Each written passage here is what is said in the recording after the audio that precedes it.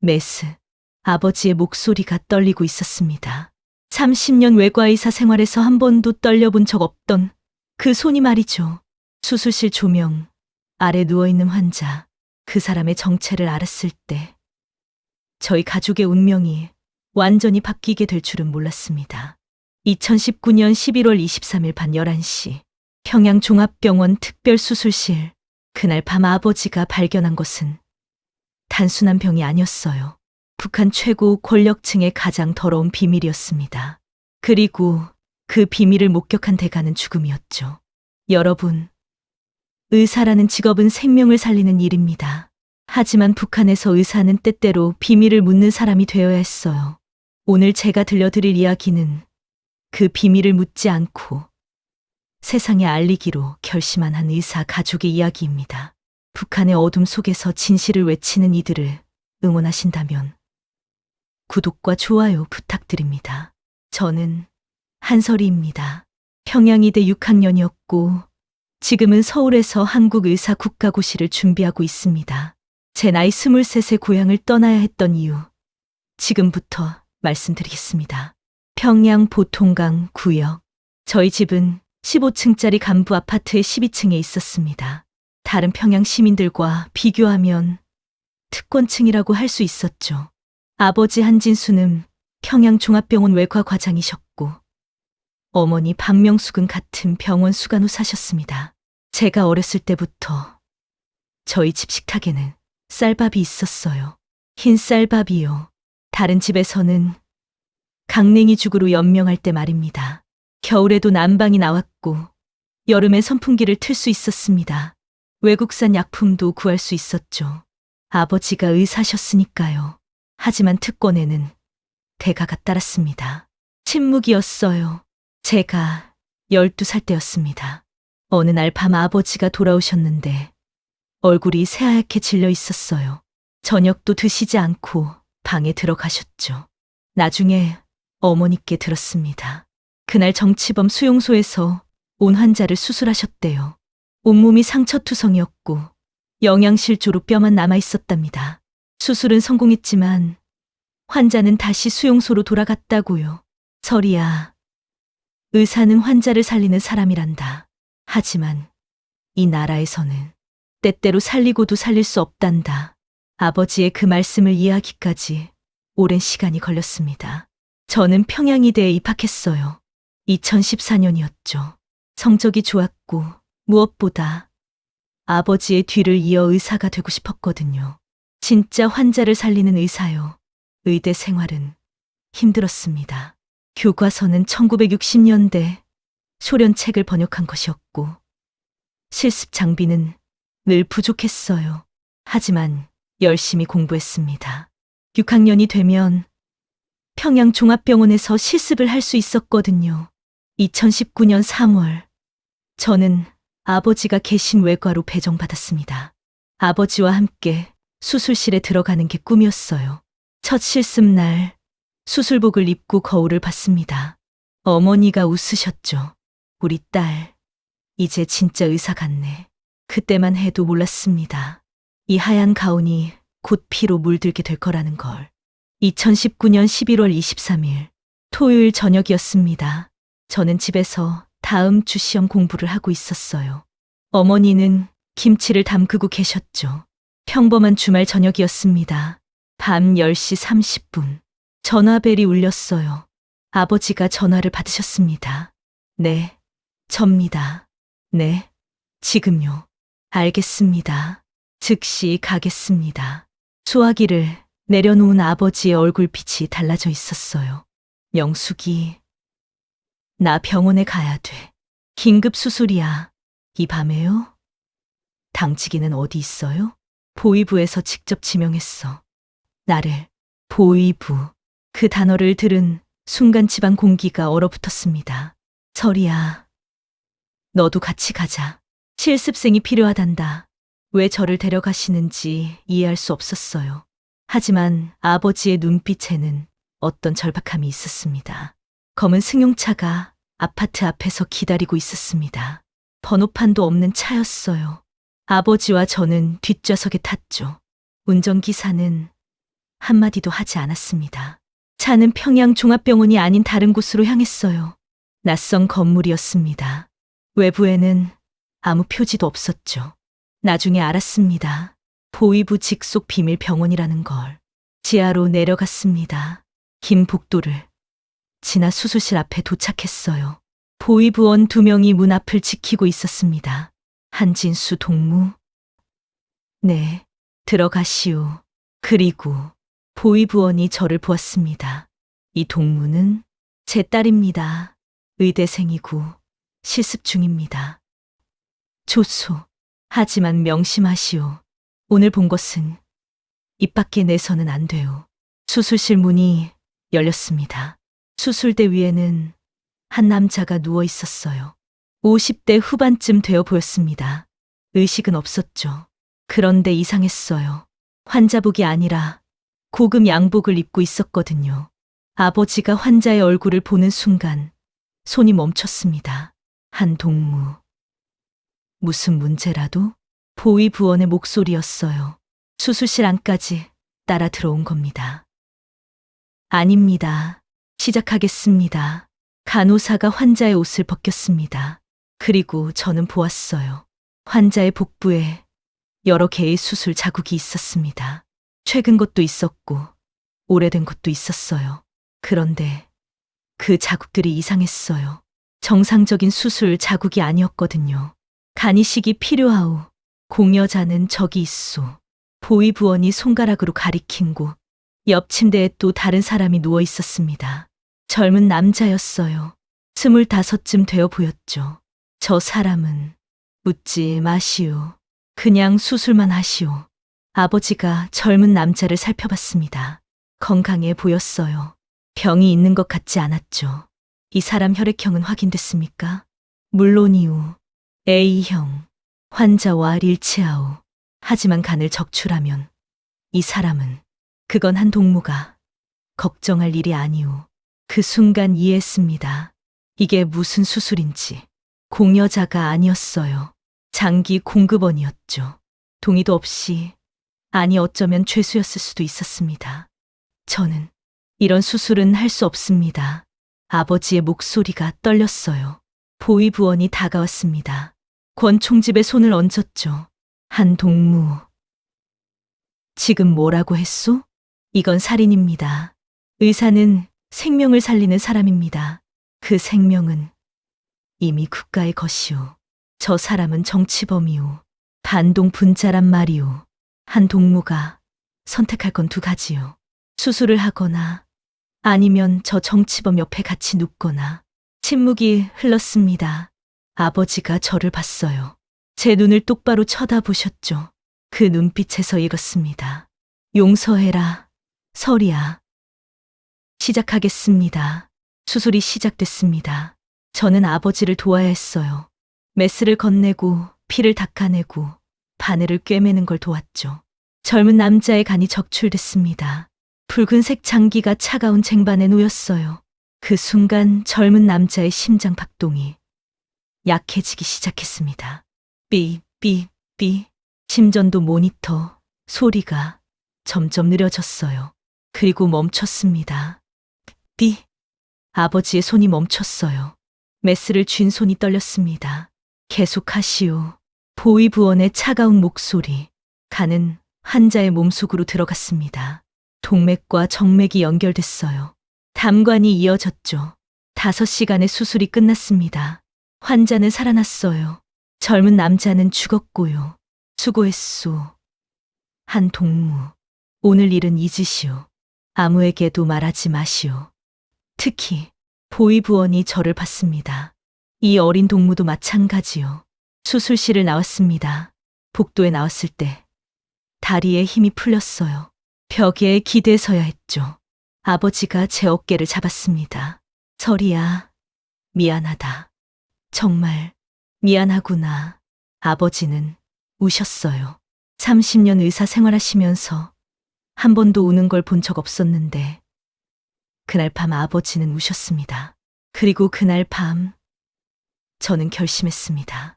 이 나라를 떠나야겠다고. 그날 밤 이후 아버지는 달라지셨습니다. 말수가 줄었고 밤마다 술을 드셨어요. 어머니가 걱정하셨죠. 여보, 무슨 일 있어요? 아무것도 아니오. 하지만 저는 알았습니다. 아버지의 양심이 아파하고 있다는 걸. 일주일 후 아버지가 저를 부르셨습니다. 설이야, 아버지 서재로 오너라. 문을 닫으셨어요. 그리고 서랍에서 작은 USB 하나를 꺼내셨습니다. 이걸 봐라. 컴퓨터에 꽂았습니다. 파일들이 나타났어요. 의료 기록이었습니다.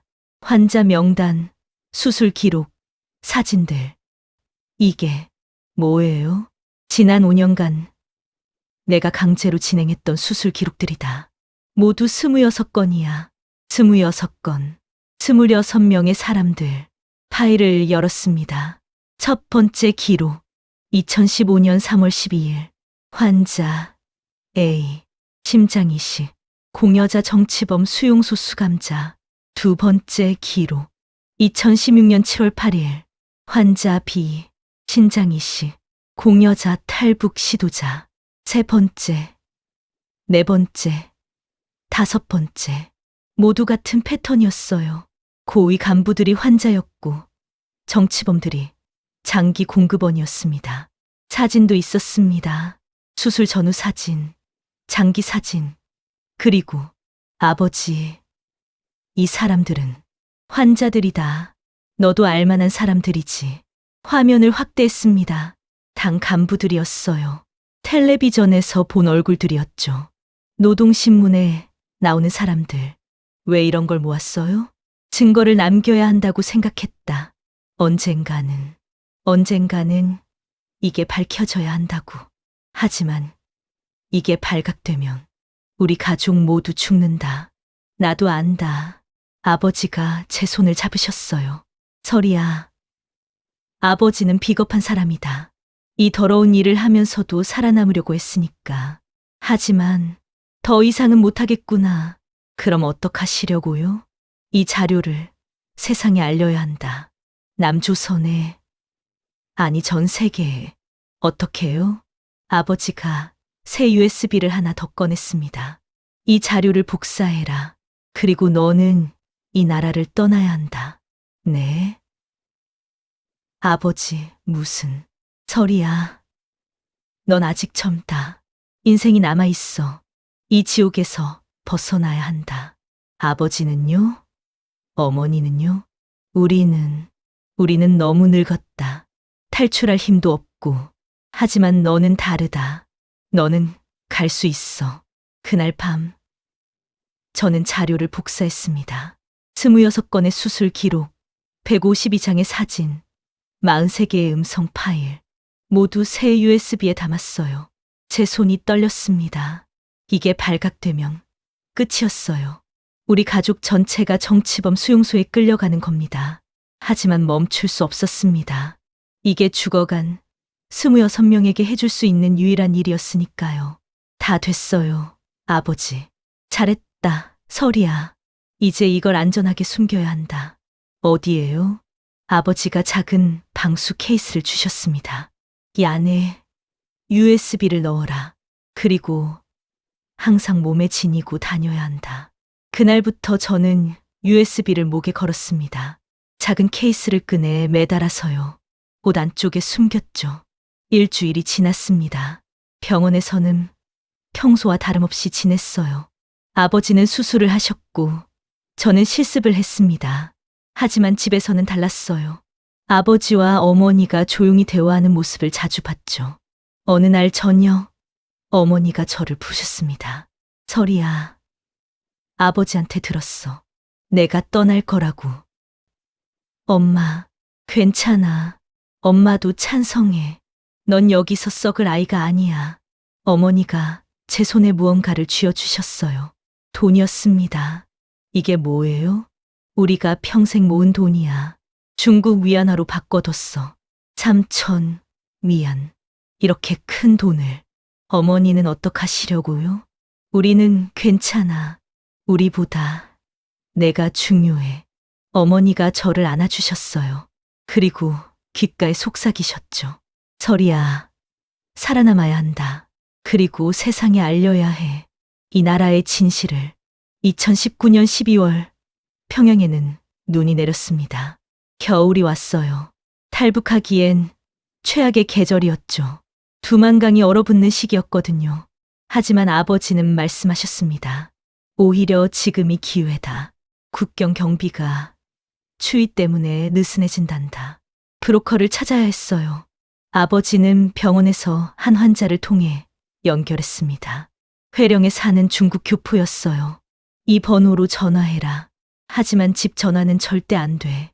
공중전화를 써야 한다. 12월 15일 저는 평양역 근처 공중전화에서 전화를 걸었습니다. 여보세요? 남자 목소리였어요. 중국어 억양이 섞여 있었죠. 저 한진수 선생님 소개로. 아, 그래. 들었어. 언제 출발할 거야? 빠를수록 좋습니다. 좋아. 내일 기차로 회령까지 와. 회령역 앞 국수집에서 만나자. 오후 2시. 전화가 끊겼습니다. 집으로 돌아와 아버지께 말씀드렸어요. 내일 회령으로 가야 합니다. 알았다. 엄마랑 나도 같이 가마. 네, 배웅은 해야지. 다음날 아침 저희는 평양역으로 갔습니다. 회령엔 기차표를 끊었어요. 2등석이었죠. 기차는 오전 8시에 출발했습니다. 평양을 떠나는 기차였어요. 아마 제 인생에서 마지막으로 타는 기차가 될 거였죠. 창밖으로 평양이 멀어졌습니다. 주체 사상탑이 보였고 대동강이 보였어요. 제가 태어나고 자란 도시였습니다. 눈물이 났어요. 참으려 했지만 멈출 수 없었죠. 어머니가 제 손을 잡아주셨습니다. 울지 마라, 설이야. 이건 끝이 아니라 시작이란다. 기차는 북쪽으로 달렸습니다. 풍경이 바뀌었어요. 평양의 고층 건물들이 사라지고 낡은 집들이 나타났죠. 함경북도로 접어들자 설경이 펼쳐졌습니다. 온 세상이 하얗게 뒤덮여 있었어요. 오후 1시 30분 회령역에 도착했습니다. 역 앞은 한산했어요. 사람들이 별로 없었죠. 국수집을 찾았습니다. 낡은 간판이 붙어 있었어요. 안으로 들어가자 남자 하나가 구석에 앉아 있었습니다. 40대 후반쯤 되어 보였어요. 검은 가죽 점퍼를 입고 있었죠. 한진수 선생님 소개받고 왔습니다. 남자가 고개를 끄덕였습니다. 앉아요. 국수 먼저 먹어요. 냉면이 나왔습니다. 먹을 수가 없었어요. 목이 메었거든요. 긴장했나 보네. 괜찮아요. 다들. 그래요. 언제 출발합니까? 오늘 밤 11시. 두만강은 지금 얼어 있어요. 걸어서 건널 수 있죠. 위험하지 않습니까? 위험하죠.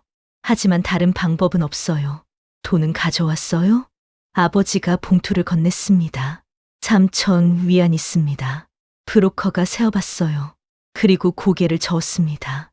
부족해요. 5천 위안은 있어야 해요.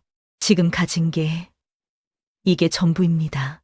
그럼 중국 가서 내요. 아는 사람 있어요? 없습니다. 그럼 일하면서 갚아야죠. 뭐 할 줄 알아요? 의대생입니다. 의대생? 좋네요. 중국에서 간호조무사로 일할 수 있겠어요. 2년 정도 일하면 빚 갚고 남을 거예요. 2년. 긴 시간이었죠. 하지만 선택권이 없었습니다. 알겠습니다. 그럼 준비하세요. 밤 10시에 여기 뒤편 창고로 오세요. 브로커가 나갔습니다. 시간이 천천히 흘러갔어요. 아버지와 어머니는 말이 없으셨죠. 저도 아무 말 할 수 없었습니다. 저녁 7시쯤 어머니가 입을 열으셨어요. 설이야. 한국 가거든. 엄마 언니 찾아봐라. 외숙모요? 응. 내 이모가 서울에 산단다. 수유동인가. 아무튼 북한 이탈 주민센터에 가면 찾을 수 있을 거야. 그런 분이 계셨어요? 응. 20년 전에 먼저 넘어가셨어. 그때는 이렇게 힘든 줄 몰랐는데 어머니가 우셨어요. 아버지도 눈시울을 붉히셨죠. 밤 10시가 다가왔습니다. 이제 가야겠다. 일어섰어요. 다리가 떨렸습니다. 국수집 뒤편 창고로 갔습니다. 브로커가 기다리고 있었어요. 다른 사람도 2명 더 있었죠. 다들 왔네요. 자, 그럼 출발합시다. 아버지가 제 어깨를 안았습니다. 설이야, 아버지를 용서해라. 더 좋은 아버지 못 돼서 미안하구나. 아니에요, 아버지. 아버지는 최고의 아버지세요. 어머니가 저를 꼭 안아주셨어요. 설이야, 살아서 다시 만나자. 꼭 다시 만나자. 네, 엄마, 꼭 다시 만나요. 브로커가 재촉했습니다. 시간 없어요. 가야 해요. 뒤돌아보지 않으려 했어요. 하지만 할 수 없었죠. 마지막으로 돌아봤습니다. 아버지와 어머니가 서 계셨어요. 손을 흔들고 계셨죠. 저도 손을 흔들었습니다. 그리고 돌아섰어요. 다시는 보지 못할 거라는 걸 알았습니다. 트럭 짐칸에 탔습니다. 캄캄했어요. 다른 탈북자 2명과 함께였죠. 한 명은 30대 여자였고 다른 한 명은 50대 남자였습니다. 아무도 말하지 않았어요. 각자의 사연을 안고 있었죠. 트럭은 비포장도로를 달렸습니다. 덜컹거렸어요. 몸이 이리저리 튕겼죠. 얼마나 갔을까요? 1시간쯤 됐을 거예요. 트럭이 멈췄습니다. 다 내려요. 밖은 완전히 어두웠어요. 달빛만 희미하게 비쳤죠. 눈밭이었습니다. 발목까지 푹푹 빠지는 눈이었어요. 저기 보이죠? 저게 두만강이에요. 브로커가 손가락으로 가리켰습니다. 어둠 속에 하얀 선이 보였어요. 얼어붙은 강이었죠. 저걸 건너면 중국이에요. 하지만 조심해야 해요. 얼음이 얇은 곳도 있으니까. 어떻게 알아요? 걸어보면 알아요. 발밑에서 소리가 나거든요. 딱딱하는 소리 들리면 조심해요. 30대 여자가 떨고 있었습니다. 저는 못 갈 것 같아요. 지금 포기하면 돈 안 돌려줘요. 하지만 선택하세요. 가든지 여기 남든지. 여자가 고개를 끄덕였어요. 가기로 한 겁니다. 우리는 언덕을 내려갔습니다. 강가에 도착했어요. 가까이서 보니 얼음이 두꺼워 보였죠. 자, 이제 한 명씩 건너요. 간격을 띄워서요. 한꺼번에 가면 무게 때문에 얼음이 깨져요. 50대 남자가 먼저 나섰습니다. 얼음 위로 발을 내디뎠어요. 미끄러웠죠. 한 걸음, 2걸음, 천천히 나아갔습니다. 그 다음 30대 여자가 출발했어요. 그리고 제 차례였습니다. 가요. 브로커가 등을 떠밀었어요. 얼음 위에 섰습니다. 차가웠어요. 신발을 뚫고 올라오는 냉기가 느껴졌죠. 한 걸음 내디뎠습니다. 딱 발밑에서 소리가 났어요. 얼음이 갈라지는 소리였습니다. 심장이 멎는 것 같았어요. 괜찮아요. 계속 가요. 브로커의 목소리가 들렸습니다. 한 걸음 더 내디뎠죠. 딱, 딱딱 소리가 계속 났어요. 고개를 숙여 발밑을 봤습니다. 거미줄 같은 금이 번져가고 있었어요. 밑 보지 말고 앞만 봐요. 앞을 봤습니다. 30대 여자가 중간쯤 가 있었어요. 50대 남자는 거의 다 건넜고요. 저도 계속 걸었습니다. 10걸음, 20걸음, 30걸음. 강 중간쯤 왔을 때였습니다. 뒤에서 고함 소리가 들렸어요. 거기서 북한 경비대였습니다. 헤드라이트 불빛이 강을 비췄어요. 움직이지 마. 쏜다. 탕. 총소리가 울렸습니다. 뛰어요. 브로커의 외침. 저는 뛰기 시작했습니다. 얼음 위를 미끄러지듯 뛰었어요. 탕, 탕, 탕. 총알이 얼음을 맞히는 소리가 났죠. 물보라가 튀었어요. 30대 여자가 비명을 질렀습니다. 으악, 얼음이 깨진 겁니다. 여자가 물속으로 빠졌어요. 도와주세요. 손을 뻗으며 소리쳤습니다. 50대 남자가 돌아서려다 멈췄어요. 그리고 고개를 돌렸죠. 그냥 달렸습니다. 여자의 비명이 점점 작아졌어요. 그리고 멈췄습니다. 물속으로 사라진 겁니다. 저는 계속 뛰었습니다. 눈물이 흘렀어요. 하지만 멈출 수 없었죠. 살아야 했으니까요. 강 건너편이 가까워졌습니다. 10m, 5m, 3m. 육지에 발을 디뎠습니다. 중국이었어요. 두만강을 건넌 겁니다. 뒤돌아봤어요. 강 건너편에 헤드라이트가 여러 개 보였습니다. 경비대 차량이었죠. 하지만 더 이상 쫓아올 수 없었어요. 여기는 중국이었으니까요. 50대 남자와 브로커가 기다리고 있었습니다. 그 여자는요? 죽었어요. 브로커가 무표정하게 말했습니다. 안 됐지만 어쩔 수 없어요. 가야 해요. 30대 여자의 얼굴이 떠올랐습니다. 이름도 몰랐어요. 그냥 죽은 겁니다.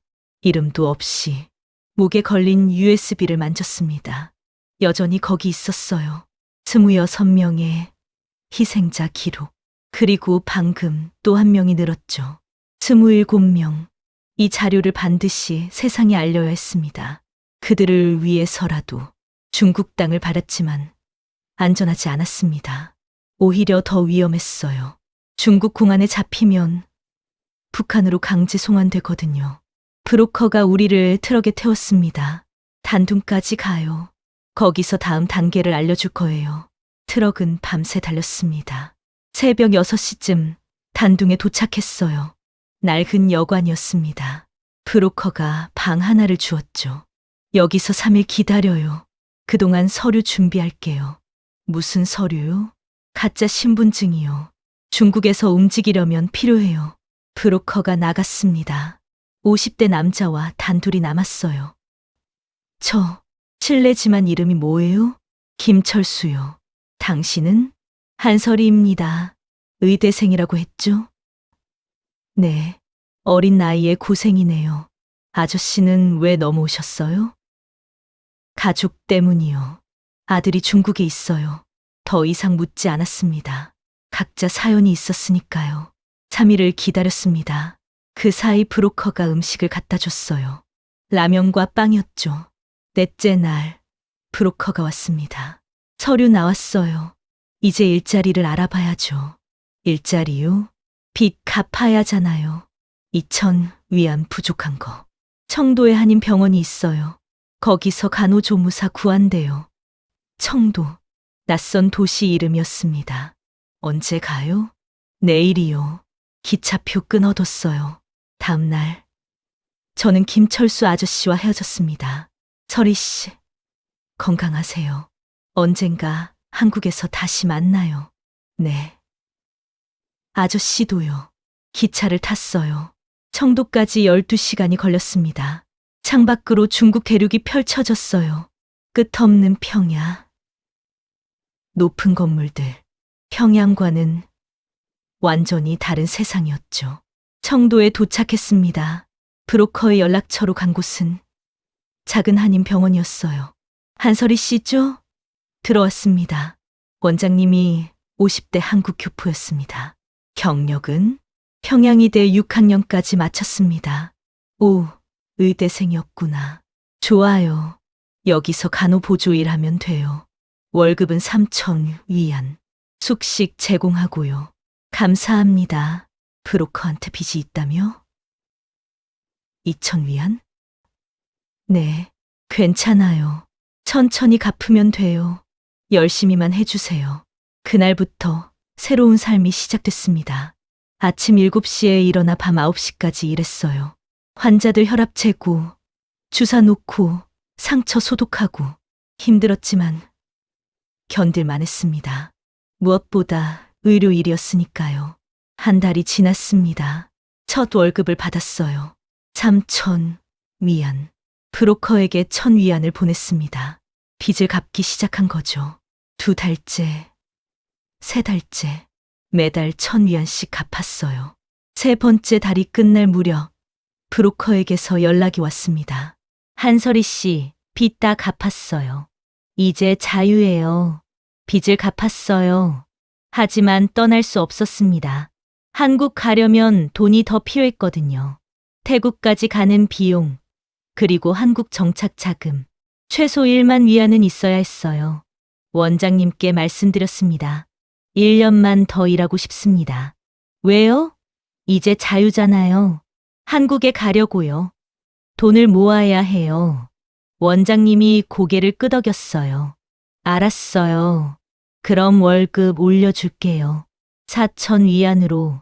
감사합니다. 그렇게 1년이 더 지났습니다. 2020년 12월이 됐어요. 중국에 온 지 꼭 1년이었죠. 통장을 확인했습니다. 1만 2천 위안이 모였어요. 이제 떠날 수 있었습니다. 원장님께 인사드렸어요. 그동안 감사했습니다. 설희 씨, 고생 많았어요. 한국 가면 꼭 의사 되세요. 네, 꼭 그럴게요. 병원 직원들이 모여 작별 인사를 해줬습니다. 설희야, 잘 가. 건강해. 한국에서 꼭 성공해. 눈물이 났어요. 1년 동안 함께 일한 사람들이었거든요. 하지만 가야 했습니다. USB 속 진실을 세상에 알려야 했으니까요. 브로커를 통해 새로운 경로를 알아봤습니다. 청도에서 남쪽으로 내려가요. 광저우, 난닝을 거쳐 라오스 국경까지. 얼마나 걸려요? 2주 정도요. 비용은 8천 위안. 남은 돈 1만 2천 위안 중 8천을 주고 4천은 한국 가서 쓰려고 남겨뒀어요. 2021년 1월 초 여정이 시작됐습니다. 기차를 타고 남쪽으로 내려갔어요. 중국은 정말 넓었습니다. 며칠을 달려도 끝이 안 보였죠. 광저우에서 하루 묵었어요. 대도시였습니다. 난닝에서도 이틀을 기다렸죠. 그리고 라오스 국경으로 향했습니다. 국경 마을은 작고 조용했어요. 새로운 브로커를 만났습니다. 라오스 사람이었죠. 태국까지 일주일 걸려요. 정글을 지나가야 해요. 정글. 들어본 적만 있던 곳이었습니다. 트럭을 타고 산속으로 들어갔어요. 그리고 내려서 걸었습니다. 정글은 덥고 습했습니다. 평양의 겨울, 중국의 추위와는 완전히 달랐죠. 나무들이 하늘을 덮고 있었어요. 해가 보이지 않았습니다. 모기가 많았어요. 온몸을 물렸습니다. 나무 뿌리에 걸려 넘어지기도 했고요. 함께 가는 사람이 5명 더 있었습니다. 모두 탈북자들이었어요. 아무도 말하지 않았습니다. 그냥 묵묵히 걸었죠. 3일째 되던 날, 한 여자가 쓰러졌어요. 물. 탈수 증상이었습니다. 브로커가 물통을 건넸어요. 천천히 마셔요. 여자가 물을 마셨습니다. 하지만 다시 걸을 수 없었어요. 저는 못 가겠어요. 그럼 여기 남아요. 네. 여기 남든지 일어나서 걷든지 선택하세요. 냉정했습니다. 하지만 어쩔 수 없었어요. 제가 다가갔습니다. 제가 도와드릴게요. 여자의 팔을 제 어깨에 걸쳤어요. 감사해요. 괜찮아요. 같이 가요. 그렇게 3일을 더 걸었습니다. 여자를 부축하며 걸었어요. 힘들었지만 포기하지 않았죠. 6째 날, 강이 나타났습니다. 저게 메콩강이에요. 건너면 태국이에요. 작은 나무배에 탔습니다. 강을 건넜죠. 태국 땅을 밟았습니다. 여자가 제 손을 잡았어요. 고마워요. 덕분에 살았어요. 아니에요. 우리 모두 살아야죠. 브로커가 말했어요. 방콕까지 데려다 줄게요. 거기 한국 대사관 가면 돼요. 방콕, 희망의 도시였습니다. 방콕에 도착한 건 2021년 1월 20일이었습니다. 평양을 떠난 지 정확히 13개월 만이었어요. 브로커가 저를 한국 대사관 앞에 내려줬습니다. 여기서 끝이에요. 들어가면 한국 사람들이 도와줄 거예요. 감사합니다. 정말로요. 잘 살아요. 브로커가 떠났어요. 대사관 문 앞에 섰습니다. 높은 건물이었어요. 태극기가 펄럭이고 있었죠. 심호흡을 했습니다. 그리고 벨을 눌렀어요. 누구세요? 탈북자입니다. 도와주세요. 문이 열렸습니다. 경비원이 나왔어요. 저를 보더니 놀랐죠. 잠깐만 기다리세요. 곧 직원이 나왔습니다. 중년 여자분이었어요. 들어오세요. 안으로 들어갔습니다. 깨끗한 사무실이었어요. 에어컨이 나왔고 소파가 있었죠. 앉으세요. 물 드릴까요? 네, 물을 마셨습니다. 목이 타들어갔거든요. 이름이 어떻게 되세요? 한설이입니다. 나이는요? 24입니다. 언제 북한을 떠났어요? 2019년 12월 16일이요. 가족은요? 평양에 계십니다. 직원이 서류를 꺼냈습니다. 지금부터 절차를 진행할게요. 시간이 좀 걸릴 거예요. 조사가 시작됐습니다. 어디서 왔는지, 왜 왔는지, 어떻게 왔는지 모든 걸 이야기했어요. 평양 종합병원, 아버지의 수술, 그리고 USB. USB요? 네, 중요한 자료가 들어있어요. 목걸이를 풀었습니다. 케이스를 열었죠. USB를 꺼냈어요. 13개월 동안 목숨처럼 지켜온 것이었습니다. 이게 뭔데요? 북한 고위층의 불법 장기 이식 기록입니다. 26건이요. 직원의 표정이 굳어졌습니다. 잠깐만요. 상급자를 부를게요. 곧 남자가 왔습니다. 양복을 입은 40대였어요. 국정원 방콕 지부장입니다. USB를 확인해 봐도 될까요? 네. 노트북에 꽂았습니다. 파일을 열었어요. 화면에 자료가 나타났죠. 지부장의 눈이 커졌습니다. 이게 진짜입니까? 제 아버지가 직접 기록한 겁니다. 당신 아버지가 누구죠? 평양 종합병원 외과 과장 한진수입니다. 지부장이 숨을 들이켰어요. 한설이 씨, 이건 엄청난 자료입니다. 알고 있어요. 그래서 가져온 거예요. 그날부터 대사관에서 머물렀습니다. 2주 동안 조사를 받았어요. 국정원 요원들이 방콕으로 날아왔습니다. USB를 분석했죠. 모두 진짜입니다. 의료 기록도 정확하고요. 증언도 확인됐습니다. 평양종합병원에 한진수라는 외과 과장이 실제로 있었어요. 조사가 끝났습니다. 2021년 2월 5일, 저는 비행기를 탔습니다. 인천행 비행기였어요. 생전 처음 타보는 비행기였죠. 이륙했습니다. 창밖으로 방콕이 멀어졌어요. 그리고 구름 위로 올라갔습니다. 하늘이었어요. 평생 울려다만 보던 하늘을 지나가고 있었죠. 4시간 후 비행기가 내려앉았습니다.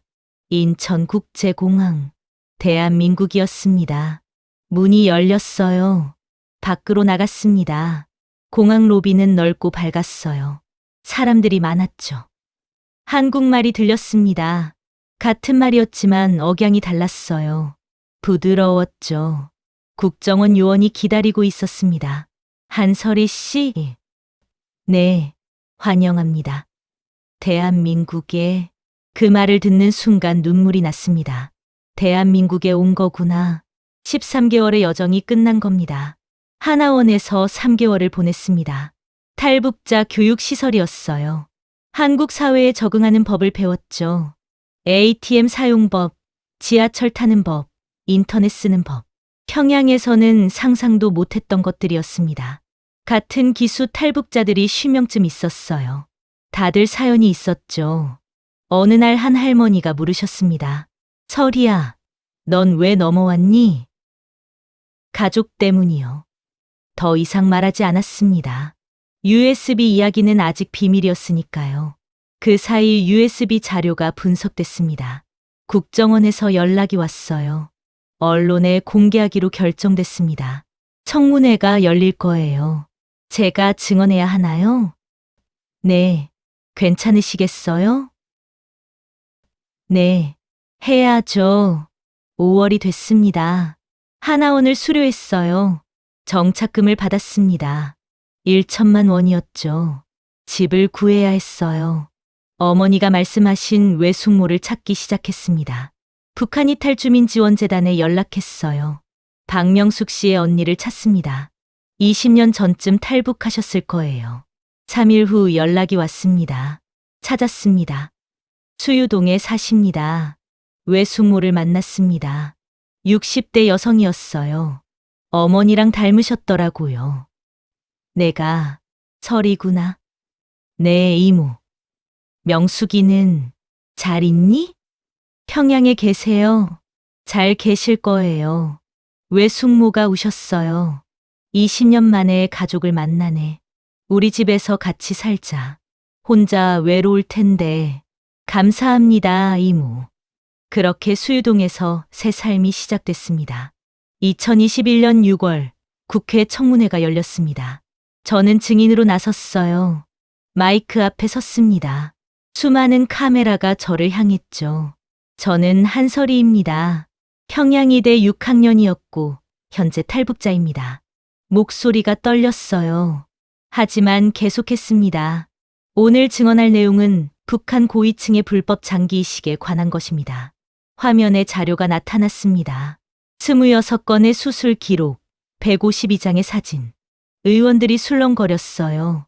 이 자료는 제 아버지 한진수 과장이 5년간 기록한 것입니다. 아버지의 얼굴이 떠올랐습니다. 아버지는 강제로 이 수술들을 진행하셨습니다. 거부하면 숙청당하는 상황이었죠. 목이 메었어요. 하지만 아버지는 기록을 남기셨습니다. 언젠가 세상이 알아야 한다고 생각하셨거든요. 사진들이 넘어갔습니다. 수술 장면, 적출된 장기들. 회의장이 조용해졌어요. 26명의 정치범이 동의 없이 장기를 적출당했습니다. 그들은 모두 죽었어요. 눈물이 흘렀습니다. 그리고 제가 탈북하던 날 밤, 두만강에서 한 여성이 얼음에 빠져 죽었습니다. 27명입니다. 제가 기억해야 할 사람은 27명입니다. 청문회가 끝났습니다. 전국의 뉴스가 이 이야기를 다뤘어요. 북한 불법 장기 이식 실태 폭로, 탈북 의대생, 충격적 증언. 세상이 알게 됐습니다. 3개월 후 유엔 인권이사회에 초청됐습니다. 제네바로 갔어요. 생전 처음 가본 유럽이었죠. 유엔 회의장에서 다시 증언했습니다. 각국 대표들 앞에서요. 북한에서는 사람이 부품입니다. 통역사가 제 말을 여러 언어로 옮겼어요. 권력자들은 필요한 장기를 정치범에게서 가져갑니다. 동의도 없이요. 이것은 살인입니다. 회의장이 숙연해졌습니다. 증언이 끝난 후 여러 사람이 다가왔어요. 용기 있는 증언이었습니다. 당신 아버지는 영웅입니다. 하지만 저는 알았습니다. 아버지는 영웅이 아니라 그냥 양심 있는 사람이었다는 걸. 2023년 12월. 저는 지금 서울대학교 의과대학 본과 3학년입니다. 한국의사 국가시험을 준비하고 있어요. 탈북 후 검정고시를 보고 수능을 쳤죠. 의대에 입학했습니다. 아버지의 꿈을 이루기 위해서요. 오늘은 해부학 실습이 있는 날입니다. 하얀 가운을 입고 실습실에 들어갔어요. 실습용 시신이 놓여 있었죠. 메스를 들었습니다. 손이 떨리지 않았어요.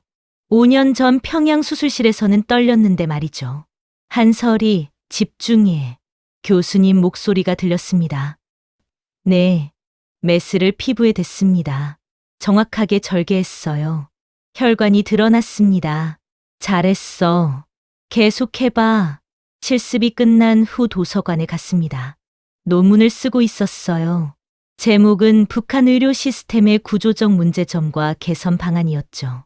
책상 위에는 작은 액자가 놓여 있었습니다. 아버지와 어머니 사진이었어요.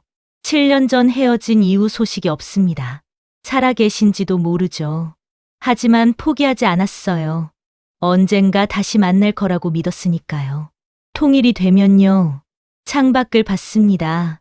서울 하늘은 맑았어요. 눈이 내리기 시작했습니다.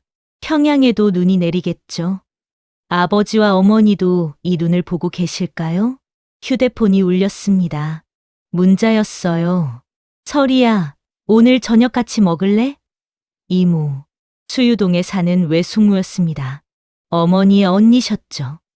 탈북 후 찾아뵀어요. 가족을 만난 겁니다. 네, 가겠습니다. 답장을 보냈어요. 가방을 챙겼습니다. USB는 이제 국가기록원에 보관돼 있었어요. 안전하게요. 하지만 그 기억은 제 안에 살아 있었습니다. 27명의 이름, 얼굴, 이야기. 절대 잊지 않을 거예요. 도서관을 나서며 생각했습니다. 아버지, 저 의사가 될 거예요. 환자를 살리는 진짜 의사요. 북한에서는 못하셨던 그 일을요. 눈 내리는 서울 거리를 걸었습니다. 자유로웠어요. 숨 쉬는 것도, 걷는 것도, 생각하는 것도. 모든 게 자유였죠. 7년 전 두만강을 건널 때는 몰랐습니다. 자유가 이렇게 따뜻한 거라는 걸, 이렇게 평범한 거라는 걸. 지하철역에 들어갔습니다. 사람들이 많았어요. 모두 자기 삶을 살고 있었죠. 저도 그들 중 하나가 됐습니다. 평범하게 사는 사람. 하지만 절대 잊지 않는 사람. 어디서 왔는지, 누구 덕분에 여기 왔는지. 전철이 도착했습니다. 탔어요. 창밖으로 서울이 지나갔습니다. 불빛들, 건물들, 사람들. 살아있는 도시였죠. 그리고 저도 살아있었습니다. 27명을 기억하며 아버지의 꿈을 이루며 자유를 누리며 시청자 여러분께 드리는 말씀. 여기까지 제 이야기를 들어주셔서 감사합니다. 북한에는 아직도 수많은 한서리가 있습니다. 진실을 알지만 말할 수 없는 사람들. 자유를 꿈꾸지만 떠날 수 없는 사람들. 그들을 기억해 주세요. 그리고 언젠가 통일이 되는 그날, 그들도 자유롭게 될 수 있기를 바랍니다. 구독과 좋아요는 북한 주민들에게 희망의 메시지를 전하는 일입니다. 여러분의 관심이 변화를 만듭니다. 감사합니다.